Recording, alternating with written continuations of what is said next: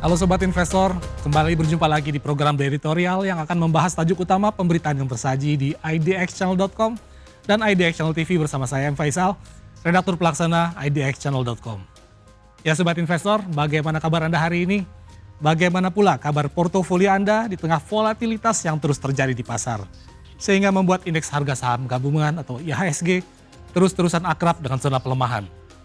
Sobat Investor, pada akhir pekan lalu jejaring media kami iNews Media Group baru saja menggelar Women Inspiring Award yang sengaja kami dedikasikan terhadap kiprah, sepak terjang, dan sumbangsih para tokoh perempuan terhadap kemajuan Indonesia di masing-masing sektor yang digelutinya.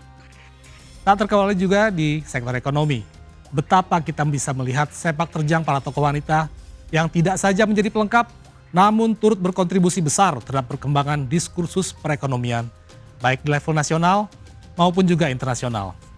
Misalnya saja tentang kutipan terkenal dari Simone de Beauvoir, tokoh eksistensialis Prancis abad ke-20, yang menyatakan bahwa setiap perempuan tidak lahir sebagai wanita, melainkan menjadi wanita.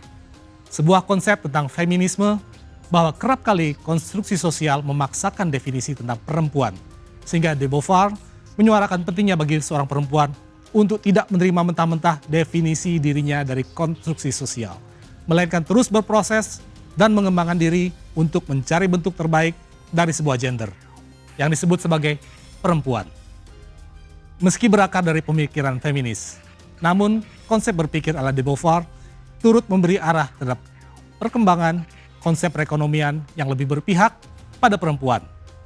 Dengan pendekatan yang lebih komunal untuk dapat tumbuh bersama, berkembang bersama, dan menjadi sesuatu dan berdaya secara bersama-sama atau being together.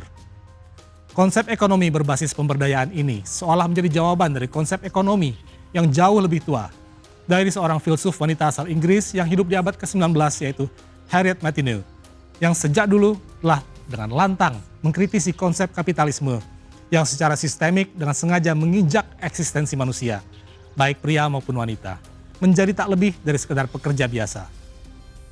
Namun menurut Martineau, kaum pria masih cukup diuntungkan dari privilege yang didapat dari konsep patriarki, sehingga bisa duduk nyaman di atas konsep kapitalisme tersebut. Karenanya, Martineau kemudian memperjuangkan adanya kebebasan bagi kaum wanita untuk dapat memberdayakan dirinya sendiri dan memaksimalkan potensi dirinya sendiri untuk membangun kesejahteraan perekonomiannya sendiri, yang lagi-lagi konsep ini juga bermuara terhadap pentingnya upaya pemberdayaan bagi kalangan perempuan. Tak cukup sampai di sana, kita juga bisa menelusuri jejak pertautan konsep ekonomi dan sosok perempuan dari ajaran yang dibawa oleh tokoh revolusi India Mahatma Gandhi tentang konsep Swaraj. Dalam terminologi umat Hindu, Swaraj dapat diartikan sebagai semangat kemerdekaan atau kemandirian, yang kemudian dimodernisasi oleh Gandhi menjadi sebuah gerakan ekonomi untuk mendorong pembebasan bangsa India dari penjajahan Inggris saat itu. Dalam mewujudkannya, Gandhi justru tidak mengedepankan perlawanan secara fisik terhadap penjajah Inggris, melainkan justru menekankan konsep kemandirian individu lewat pemberdayaan komunitas lokal hingga ke level keluarga melalui aktivitas pemintalan benang oleh kalangan perempuan sebagai bentuk perlawanan ekonomi yang masif dan terkoordinir. Melalui konsep perlawanan yang nir kekerasan tersebut, Gandhi pada akhirnya bisa menunjukkan kepada dunia betapa dahsyatnya kekuatan pemberdayaan ekonomi berbasis perempuan, sehingga bahkan bisa dijadikan senjata dalam merebut kemerdekaan.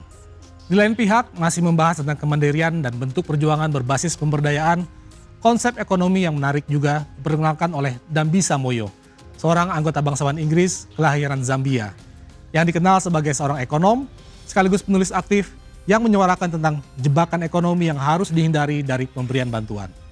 Menurut Moyo, sebuah tatanan perekonomian harus dibangun dari upaya bersama, dengan kerja bersama, dan karenanya tidak bisa menggantungkan harapan dari aliran uang gratis yang justru kerap kali dilakukan oleh negara-negara kaya terhadap sebuah negara miskin. Alih-alih membantu aliran dana bantuan secara cuma-cuma tersebut, menurut Moyo justru hanya akan memperkuat dikotomi kaya dan miskin, yang lahir dari matinya daya bertahan hidup dari si miskin untuk kemudian semata-mata hidup bergantung pada bantuan dari si kaya. Karenanya, Moyo menentang keras adanya bantuan luar negeri yang diberikan kepada negara-negara miskin, yang diberikan secara terus-menerus dan hanya berfokus pada kebutuhan yang sifatnya konsumtif dan mendorongnya untuk dialihkan pada upaya menumbuhkan geliat perekonomian secara lebih berkelanjutan. Konsep dan pendekatan Moyo ini beririsan dengan konsep ekonomi yang diajukan oleh Sheryl Sandberg, sosok perempuan paling berpengaruh dalam perkembangan Facebook dengan mengambil peran penting sebagai Chief Operating Officer dari Meta Platform sejak 2008 hingga 2022 lalu. Sebelum akhirnya dia memilih keluar dan lebih fokus pada aktivitasnya sebagai penulis dan filantropis terkenal dari Amerika Serikat.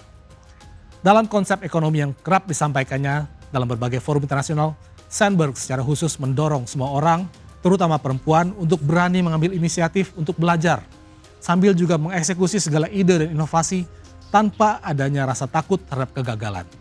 Bagi Sandberg, proses gagal adalah sebuah bentuk kesuksesan lain yang harus dirayakan, ketimbang diam, menunggu, dan pada akhirnya terkungkung oleh tekanan ekonomi yang menerpa. Sebagian besar pandangannya terhadap dunia ekonomi dan perempuan dituangkannya dalam sebuah buku yang laris manis di level internasional, yang dia beri judul Lean In, Woman Work, and the Will Tom Lead. Sebuah dorongan agar kaum perempuan dapat tampil, bekerja, dan berkarya dan tak ragu untuk menjadi seorang pemimpin.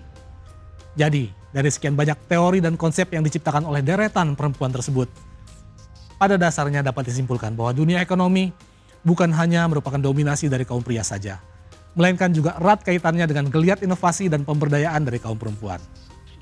Sebuah pendekatan yang pada dasarnya sudah pernah kita buktikan, di mana saat krisis ekonomi terjadi pada tahun 1998 silam, saat perekonomian Indonesia demikian carut-marut dengan nilai tukar rupiah yang jatuh tersungkur, dunia bisnis kalang kabut, dan berakibat pada maraknya pemutusan hubungan kerja, maka saat itu juga kalangan ibu-ibu dan kaum perempuan pada umumnya tampil sebagai kekuatan lebih yang turut menggerakkan ekonomi keluarga masing-masing dari bilik kontrakannya, dari teras depan rumahnya, untuk terus memastikan agar perekonomian keluarga dapat berjalan. Jadi jangan pernah menyaksikan kekuatan perempuan dalam hal apapun, termasuk juga dalam upayanya dalam berperan menggerakkan roda perekonomian sebuah keluarga, sebuah negara, bahkan perekonomian dunia. Demikian program The Editorial edisi kali ini. Saya Faisal pamit undur diri. Pantau terus berita ekonomi, bisnis dan pasar modal hanya di IDX Channel TV, idxchannel.com, dan media sosial IDX Channel. Sampai jumpa.